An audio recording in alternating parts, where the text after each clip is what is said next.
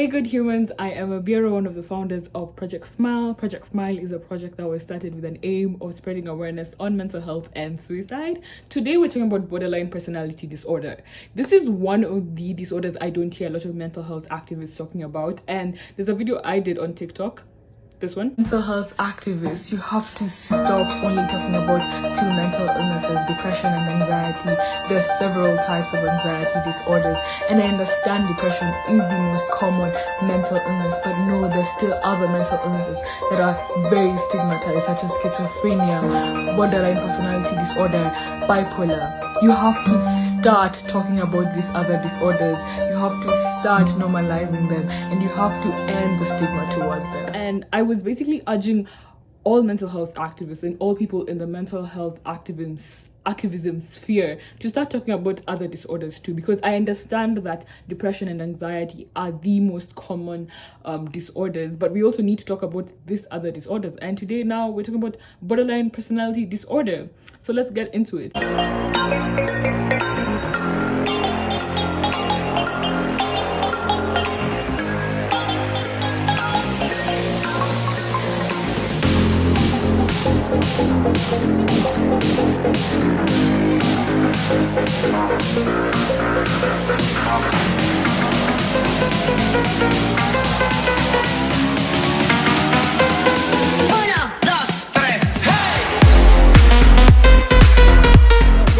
Personality disorder is an illness marked by an ongoing pattern of varying moods, self-image, and behavior.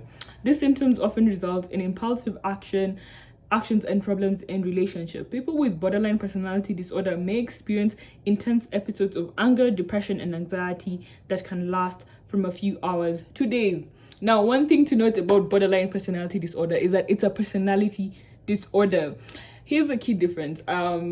Some of the symptoms are very similar to bipolar. So one thing to note is that bipolar is a mood disorder. They're all mental disorders, but bipolar is a mood disorder. But borderline personality disorder is a personality disorder. So yeah. Now, some of the signs and symptoms of borderline personality disorder include mood swings and display uncertainty about how they see themselves and their role in the world. As a result, their interests and values can quickly change. That is one thing to note about people with borderline personality disorder. As you can see, some of the symptoms are very, very close to that of bipolar, and we will do a video distinguishing between bipolar and borderline personality disorder. If you're interested in watching a video on bipolar disorder, I will link it down in the description, or use a link in our bio to access that, or search for bipolar Project Fmile. You will get a video on that.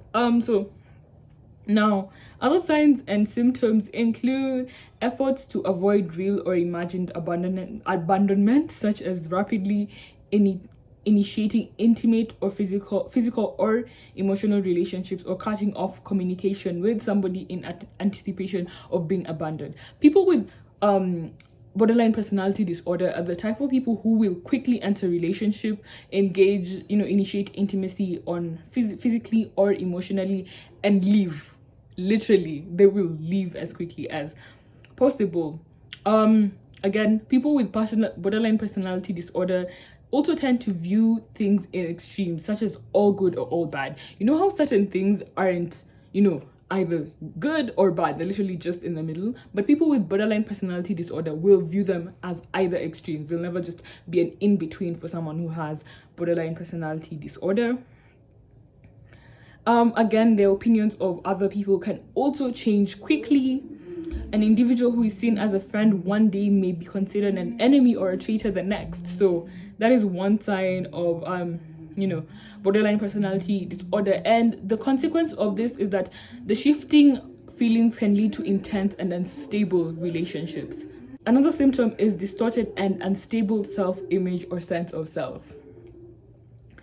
A person of intense and unstable relationships with family, friends, and loved ones, often swinging from extreme closeness and love, which is idealization, to extreme dislike or anger, devaluation. Now, as you can see, due to the fact that, again, their views and opinions on people can shift, they will view somebody one day as someone who's really close and someone amazing, so they'll want to keep them close to them, which is essentially idealization. But then 1 minute since they view them maybe as an enemy or a traitor, they dislike them or make them angry, and that's devaluation. Another thing is that there is distorted and unstable self-image or sense of self.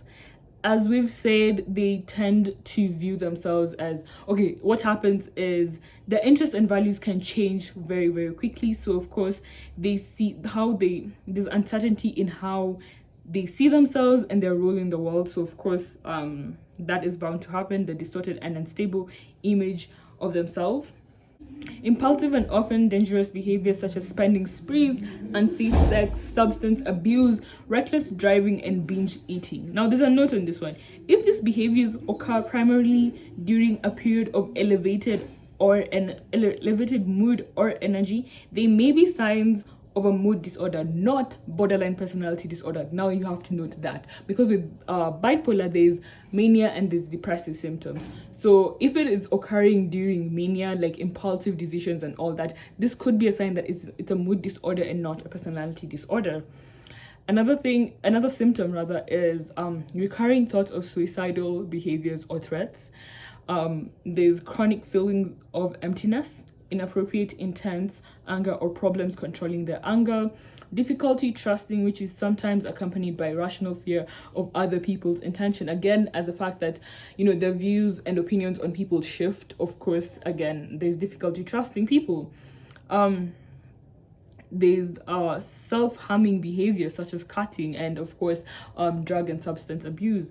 Feelings of dissociation, such as feeling cut off from oneself, seeing oneself from outside one's body, or feelings of unreality. Again, dissociation is on its own, and if you're interested in dissociation or dissociative identity disorder, I'd highly recommend a video we did on dissociative identity disorder, where we explained what dissociative identity disorder is and some of the symptoms, and we further explained what dissociation is. These are some of the symptoms of borderline personality disorder. Now, a few things to note is that not everyone with borderline personality disorder experiences every symptom.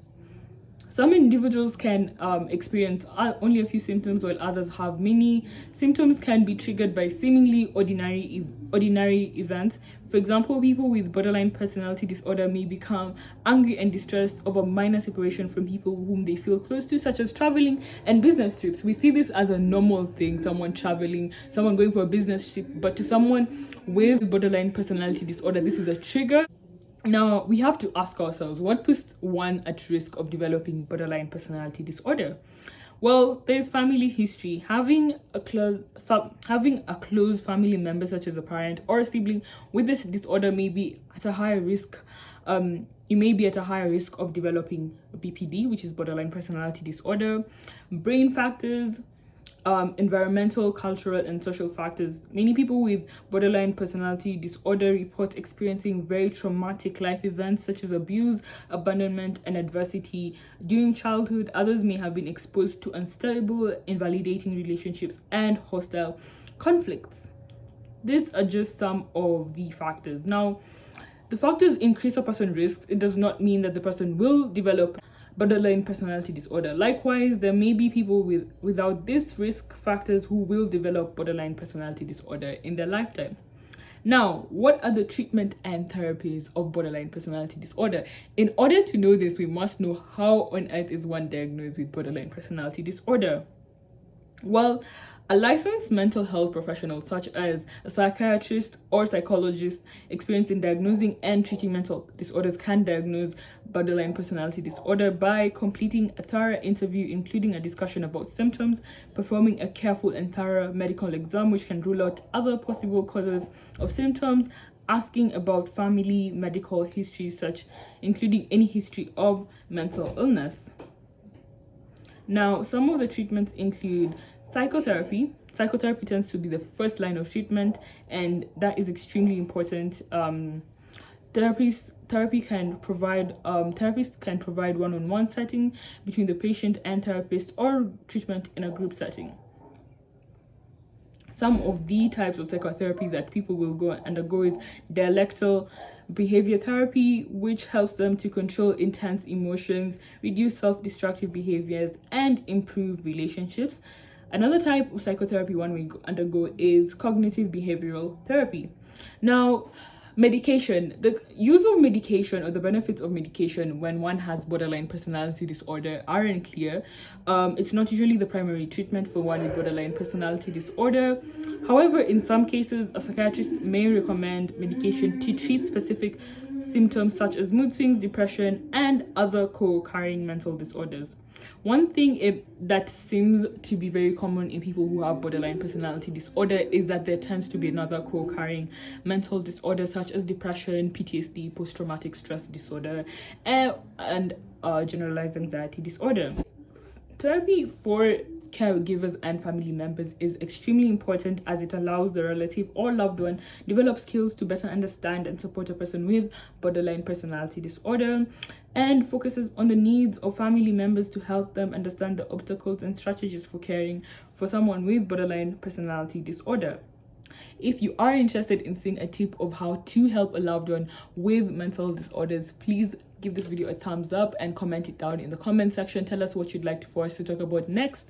Hope you've enjoyed this video. If you did, make sure you give it a thumbs up, make sure you like, make sure you share, and make sure you follow us on Instagram at Project Fmile. Make sure you follow us on Twitter at Project Fmile. And if you want to get to know me a little bit personally, follow me on Instagram and Twitter at I am a Bureau. Bye.